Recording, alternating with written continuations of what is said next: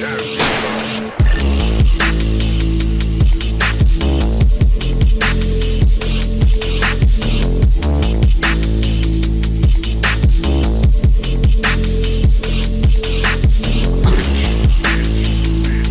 amis, on se retrouve pour cette dernière vidéo de la série autour de mes entraînements. Alors évidemment, les prochaines semaines, vous aurez des vidéos liées à mes objectifs, comme je vous l'avais mentionné dans la première vidéo. D'ailleurs, si vous n'avez pas vu les 3 vidéos précédentes, allez les voir. Dernière session de ce bloc d'entraînement, ça sera ma séance Pool 2. Du coup, dans cette introduction, je vais vous expliquer tout simplement comment je séquence ma séquence Pool 2. Je vais également vous expliquer mes compléments pré- et intra-workout. Et ensuite, évidemment, on passera à la séance, je vous donnerai quelques tips et quelques explications. Mais avant ça, si vous n'êtes pas abonné à la chaîne, n'hésitez pas à vous abonner. Je mets 3 vidéos par semaine, 2 vidéos éducatives et une vidéo soit un peu plus vlog, soit un peu plus comme ça, et éducative également, mais autour du training, et à mettre un commentaire, ça m'aide énormément au référencement. J'ai vu que ces vidéos vous avaient plu, donc je suis extrêmement content. Donc déjà, je vais vous parler de la nutrition péri-workout. Alors il faut savoir, comme j'ai déjà mentionné, que je m'entraîne complètement à jeun. Donc moi, je m'assure de 2 choses quand je m'entraîne à jeun, c'est de m'hydrater suffisamment avant de venir, et c'est quand même pour,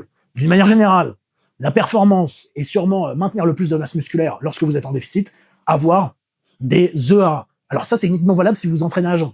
Si vous vous entraînez en déficit au milieu de journée et que vous avez assez de protéines dans la journée, il y a normalement pas spécialement besoin de mettre d'EA. Donc ce que je fais, là je les ai pas, mais ils sont déjà dans ma gourde, c'est que dans ma gourde intra-training, là, il y a une trentaine de grammes d'EA. Vous n'êtes pas obligé de mettre autant, mais là, ça me fait, on va dire, un apport que je compte comme un apport en protéines. Évidemment, ces EA viennent de Tsunami Nutrition. Le code ThePrepDad, si vous l'utilisez, ça me soutient énormément. J'ai également un guide des compléments gratuits que je mets dans la description. N'hésitez pas à aller voir, à me poser vos questions sur Instagram autour de ça, et j'y réponds toujours avec plaisir. Ensuite, en termes d'intra-workout, en plus des EA, je mets également ma créatine dedans. Vous avez 2 modèles de créatine chez Tsunami. À partir du moment là où c'est comme celle-là, c'est de la créatine monohydrate, c'est ce qui compte. Ce que je fais, c'est que je mets 10 grammes de créatine intra-training. Alors, est-ce que c'est mieux de mettre de la créatine intra-training, pré-training, post-training? La réponse, elle est simple. J'ai répondu d'ailleurs récemment à une élève dans mon mastermind qui me posait la question. On n'a pas vraiment de preuve du meilleur moment pour prendre la créatine, mais c'est sûrement mieux de la prendre peut-être après l'entraînement avec une source de glucides. Et vous allez me dire, mais pourquoi est-ce que tu ne fais pas ça? Déjà, c'est parce qu'après l'entraînement, là, je n'ai pas de source de glucides. Et la deuxième chose, c'est parce que sinon, j'ai remarqué que je tendais à l'oublier. Donc, qu'est-ce qui est le mieux? Ne pas prendre quelque chose ou prendre quelque chose d'une manière moins optimale. Je vous laisse vous faire votre propre avis. Donc ça, c'est vraiment l'intra-workout. Et parfois, je peux ajouter également des électrolytes durant mon intra-workout. Ça dépend de mon taux de sudation. Là, j'ai plus d'électrolytes chez moi, donc j'ai juste mis un petit peu de sel intra-training parce que je sais que je vais avoir une perte relativement élevée vu qu'il fait chaud au Forge Gym à Bangkok. Donc voilà. Ensuite, en termes de nutrition pré-workout. Alors, vous n'êtes pas obligé de prendre un pré-workout. Je trouve qu'un pré-workout aide, notamment celui-ci de chez Tsunami, grâce à 2 ingrédients. Premier ingrédient, ça sera la citrulline. Et le deuxième ingrédient, ça sera la caféine. La caféine, encore une fois, ça se calcule en grammes par kilogramme. En milligrammes par kilogramme de poids de corps. J'ai tout mis dans mon guide des compléments si vous êtes intéressé. Et je trouve ce pré-workout, pour l'avoir testé, il est très bien. Le goût orange, ça passe. J'ai pas testé d'autres goûts. Ou peut-être que j'en ai testé. Non, je suis pas sûr. Je crois pas que j'en ai testé. Le goût orange, ça passe. Je pense qu'il y a meilleur comme goût. Donc prenez-en peut-être un autre goût si vous testez. Et là, tout simplement, la caféine, on sait que ça aide au niveau de la force. On sait que ça aide au niveau du focus. Là, avant de venir, j'ai eu peu de sommeil. Alors ça compense pas, mais j'ai eu que 5 heures de sommeil. Mais je devais venir filmer cette vidéo. Donc on va tenter de maximiser tout ça. Personnellement, en termes de caféine, ce que je fais, c'est que je prends environ 300 mg avant le training. Donc, ce que je vais faire, c'est tout simplement que je vais prendre ce pré-workout. Et normalement, là-dedans, il y a à peu près 200 mg. Et ce que je fais, c'est que j'ajoute 100 mg. Chez Tsunami, vous pouvez également acheter des capsules de caféine. Ça coûte très peu cher. Je crois que c'est 10 € la boîte de 50 ou de 100. Et ça vous aide vraiment pendant le training. La deuxième chose que je fais également pour le training, et ça, j'en ajoute au pré-workout parce que là, on a normalement 5 grammes, si je ne m'abuse. Voilà, on a 5 grammes de citrulline. Ce que je fais, c'est que j'ajoute encore 5 grammes de citrulline, ça me fait 10 grammes de citrulline malade que je mets dans le pré-workout. Ça m'aide à avoir une meilleure congestion, notamment lorsque, vous savez, vous êtes à jeun, vous êtes en déficit, vous êtes peut-être parfois un petit peu moins motivé par certains trainings. Là, ça aide un petit peu, on va dire. Je pense que c'est un effet placebo. Et également, pour le nutrient partitioning, peut-être que ça serait bien. Ce que vous pourriez prendre également en plus en pré-workout, et notamment quand vous avez des glucides à disposition, par exemple, si vous êtes en off-saison ou en surplus calorique, c'est de la L-carnitine tartrate. Alors, contrairement à ce qu'on pense, la L-carnitine, ça peut être très utile, notamment au niveau de la composition corporelle quand vous êtes en surplus calorique. Ça aide, je crois, à la flexibilité métabolique, comme l'avait dit Martin McDonald. Je sais plus exactement les doses, je veux pas vous dire de bêtises, je me demande si c'était pas environ 3 à 5 grammes de L-carnitine tartrate. Vous en avez chez Tsunami, ça peut être vraiment utile, surtout si vous avez des glucides à disposition. Prenez de la carnitine en plus, ça peut potentiellement être bien, autour de l'entraînement, évidemment. Donc, voilà par rapport au stack pré-intra-workout, et en post-workout, j'ai tout simplement des protéines. Donc, ça, c'était pour la partie nutrition. Maintenant, on va passer au dernier training pool de la semaine. Comment est-ce que j'ai fait ce training? Si vous m'avez suivi dans le premier training pool qu'on a fait, il n'y avait pas d'ischio. Donc, dans ce premier training pool, vu que je fonctionne en push-pull, push-pull, pull tiré, là, il y aura des ischios pour commencer la séance. Pour commencer la séance, on va commencer avec 2 mouvements d'ischio-jambier. On va commencer par un mouvement de leg curl allongé, et ensuite, on va faire un mouvement de leg curl assis. Leg curl allongé, on va avoir les ischios dans une position totalement où on va tenter de les raccourcir, et pour le leg curl assis, on va être sur une grande longueur musculaire. Donc là, le but, encore une fois, ça va être dans la position la plus étirée au niveau des ischios. Pour l'instant, j'ai pas inclus de pattern qui vient stimuler mes érecteurs. Vous le verrez, pour l'instant, j'ai pas de hip extension, j'ai pas de soulevé de terre, etc. J'en inclurai un petit peu plus tard dans la programmation, une fois que j'ai bien repris ce bloc-là d'entraînement et que je me suis habitué à ce volume-là et que je remarque que je récupère bien de ce volume-là. Si je vois que je ne récupère pas de ce volume-là, je pense que j'échangerai le leg curl assis pour du hip extension, si je peux le charger suffisamment, ou du soulevé de terre jambes tendues ou gros mains. Donc ça sera à voir au fur et à mesure des semaines. Je vais commencer par ces 2 mouvements. Normalement, on aura 5 séries en tout d'ischio. On aura 3 séries de leg curl allongé, 2 séries de leg curl assis. Alors, je vous dis ça parce que j'ai le téléphone dans la poche et j'ai pas envie de le sortir là et j'ai envie de vous parler à vous. Donc ça sera les 2 premiers exercices. Ensuite, on va commencer par 2 exercices un peu plus pour le grand dorsal. Et on va faire du tirage à la machine Cybex en unilatéral. On va faire 3 séries. Et ensuite, on fera 2 ou 3 séries, je sais plus ce que j'ai noté, de pullover à la machine pullover que vous avez déjà vu dans la vidéo précédente. La seule chose qui change entre ces 2 séances, ça sera la rep range. C'est-à-dire que dans la séance précédente, pour le pullover, j'avais une rep range, je crois, entre 7 et 10. Et là, je vais avoir une rep range un peu plus entre 10 et 15. Donc, il y a des personnes qui m'ont demandé, est-ce que tu t'entraînes qu'avec des rep range courtes? La réponse, c'est non. Soit j'alterne au sein d'un exercice, soit j'alterne entre les séances si j'ai ce même exercice plusieurs fois dans la semaine. Également, ce qu'il faut mentionner, ça c'est une réflexion plus que vous devriez vous faire, c'est lorsque vous êtes en déficit, que vous n'avez pas beaucoup de glucides par exemple à disposition, que vous avez des réserves de glycogène qui sont un petit peu moins élevées. Est-ce qu'il y a un réel intérêt de faire beaucoup de rep range longs qui taxent un petit peu plus votre glycogène? Et donc ça, c'est un autre élément de réponse. Pourquoi est-ce que j'aime bien faire des rep range plus courts, c'est-à-dire entre, on va dire, 6 et 10? C'est tout simplement pour taxer moins mes stocks de glycogène qui, là, commencent à être de plus en plus faibles et voir comment ça évolue. D'ailleurs, il y a quelqu'un qui m'avait demandé est-ce que tu pourras partager également une vidéo autour de la nutrition? La réponse, c'est oui. Il y en aura une qui est prévue à partir de cette vidéo, je pense, dans 2-3 semaines. Ça dépend des vidéos qui sont prévues. Donc, voilà, j'en étais au rep range. Et ensuite, du coup, on a fait 2 mouvements de grand dorsal. On va faire un mouvement pour le haut du dos et on va faire tout simplement le tirage strive qu'on avait également fait. On charge le maximum en position étirée, d'accord? Et ensuite, c'est pour le haut du dos, un petit peu plus pour le haut du dos, parce que la machine est vachement divergente. Évidemment, il y a quand même le grand dorsal qui est un petit peu impliqué. Et ensuite, dernier exercice, on fera un mouvement de biceps. Cette fois-ci, même chose, les biceps, c'est pas quelque chose que j'ai spécialement envie de faire, donc je vais juste faire du curl pupitre, où encore une fois, vous avez un certain degré de flexion de l'épaule. J'aime le curl pupitre, strive, c'est le même que prime pour les personnes qui n'ont toujours pas compris que strive et prime c'était la même chose. Donc, voilà pour l'overview de ma séance. N'oubliez pas de mettre un commentaire si toutes ces explications, ça vous plaît, ça vous aide peut-être dans la création de programmes si vous êtes coach, dans la réflexion, ou même si vous faites un programme pour vous-même, ça peut potentiellement vous aider. Et pour rappel, si vous voulez justement développer cette réflexion-là à la place d'avoir encore une fois des mécanismes tout faits, des choses qui vous disent débutant, intermédiaire, avancé, quelque chose qui vous apprend à comprendre la manière dont l'exercice fonctionne, dont le séquencement des séances peut se faire, le lien de mon mastermind pour coach est toujours dans la description. Et également, je sais qu'il y a beaucoup de personnes à chaque fois qui me demandent du coaching. Je reçois des demandes tous les jours et d'ailleurs, je vous en remercie. En ce moment, et ça fait quelques temps, et peut-être que certaines personnes l'ont remarqué, que je prends pas spécialement de coaching parce que j'ai consacré mon travail à d'autres choses. Cependant, parfois, ça m'arrive de prendre une personne par mois ou une personne tous les 2 mois, suivant la motivation de la personne. Si vous êtes extrêmement motivé, vous pouvez toujours m'envoyer un message sur Instagram où je mettrai peut-être un formulaire en description. S'il y a un formulaire en description, mettez-le. Sinon, contactez-moi sur Instagram et suivant votre profil, on peut toujours discuter ensemble, mais je vous le dis, c'est extrêmement rare. Et j'ai d'autres coachs dans mon équipe qui ont de la place, donc n'hésitez pas également, parce qu'on me dit également, est-ce que ton équipe de coaching existe toujours? Oui, elle existe toujours, on en fait juste moins la promotion, tout simplement, parce qu'on a toujours beaucoup de clients et on est très content de leur progression. Donc, voilà un petit peu par rapport à ça. Donc, c'est parti pour la séance. Let's go.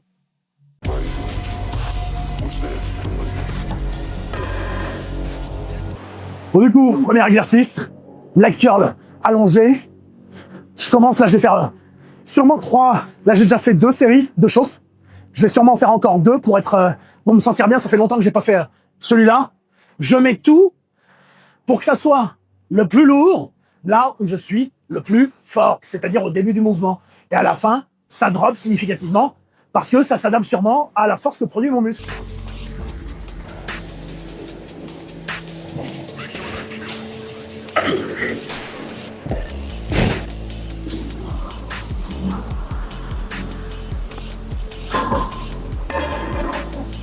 Et là, vous voyez également qu'au niveau du pad juste là, je le mets pas en position de départ tout en bas, mais un petit peu plus au-dessus parce qu'on sait sûrement que pour les leg curls, les 10-15 premières flexions, c'est surtout les gastrocs qui interviennent, c'est-à-dire vos mollets.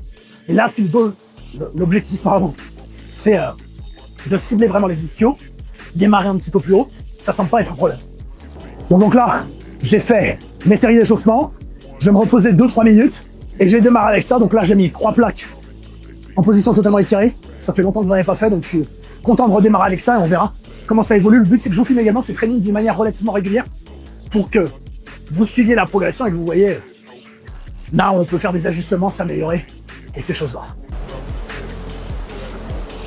Donc, évidemment, là, ce que je fais, c'est pour ça que je me suis un peu, c'est entre les séries, j'essaye toujours de marcher un petit peu pour gagner des pas. Et en vrai, sur la journée, je gratte, je pense, au moins 2000 pas avec ça.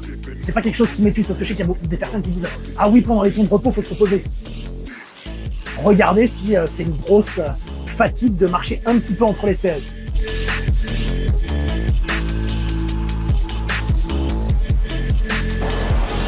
Let's go.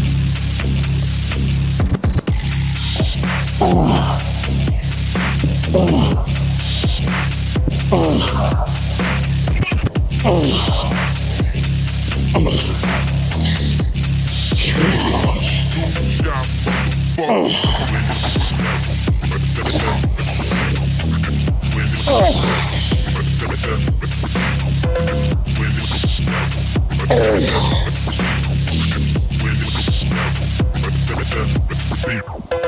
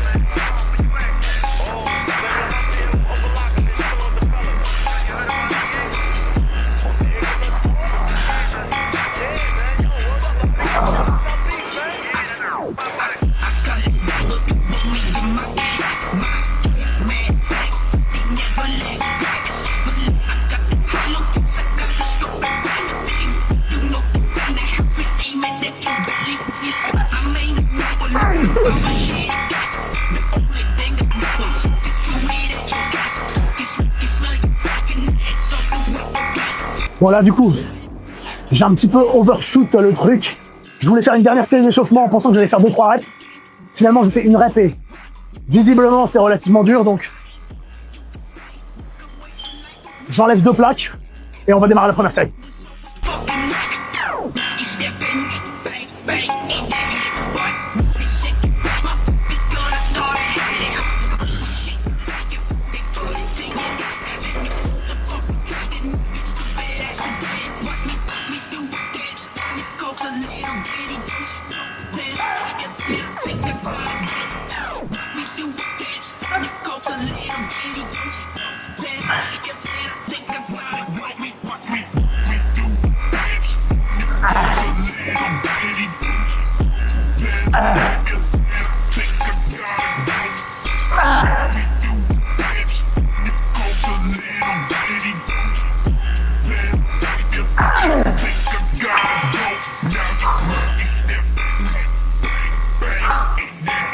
Cette rep sur cette première série, je pense que j'en avais 2 en réserve, donc je peux maintenir la même charge et tenter de refaire 7 à la prochaine série.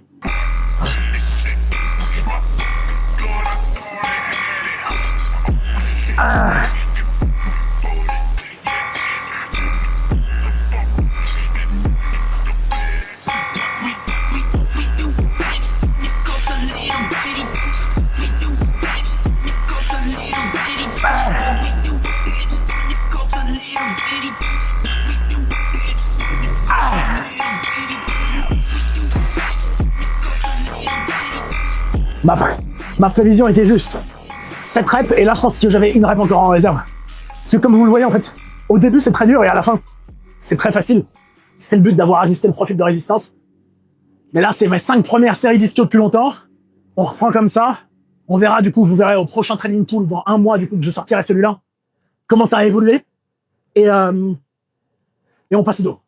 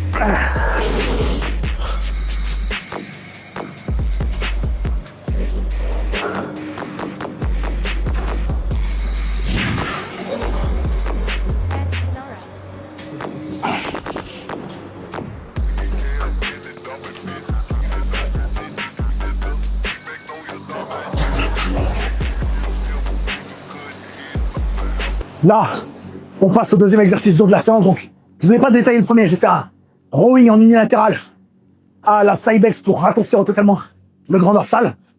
Là, je vais faire un mouvement où on va avoir un petit peu plus encore de flexion de l'épaule avec un pullover à la machine. Pour le rowing, j'ai été sur des gammes de répétitions relativement courtes. Et là, comme je vous ai mentionné dans l'intro de la vidéo, pour le pullover, on sera sur des gammes de répétitions un peu plus longues. On a 3 séries de pullover. Encore un mouvement pour le haut du dos, on va dire un petit peu plus. Et biceps. Donc, let's go.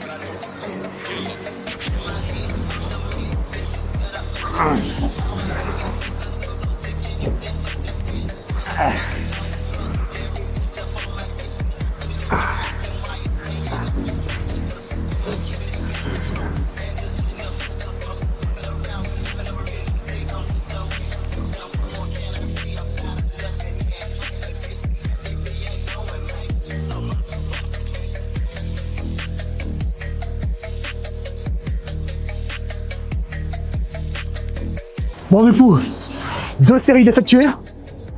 Pour la 3e, je vais essayer de me mettre en supination. Et là, vous allez me dire, mais la prise, ça n'impacte pas grand-chose. La réponse, c'est juste que je pense que si je suis en supination, ça va augmenter le degré de rotation interne de mon épaule par rapport à mon articulation, du coup, gléno-humérale. Et je pense que je ciblerai peut-être encore mieux le grand dorsal à tester. Je vais juste tester sur la dernière. Si ça marche bien comme ça, on le fera également les prochaines séances.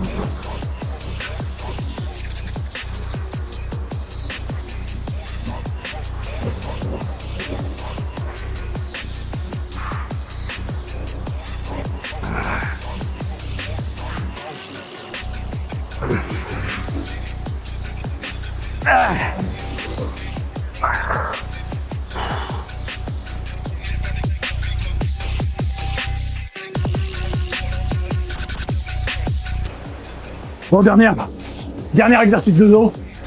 On va faire un tirage vertical un petit peu divergent. C'est un peu plus haut du dos que grand dorsal du coup. Après avoir fait 2 exercices de grand dorsal, évidemment c'est quand même un peu plus impliqué. On va faire 3 séries, biceps, terminé. On fait un débrief de la séance, quelques petites réflexions, donc let's go.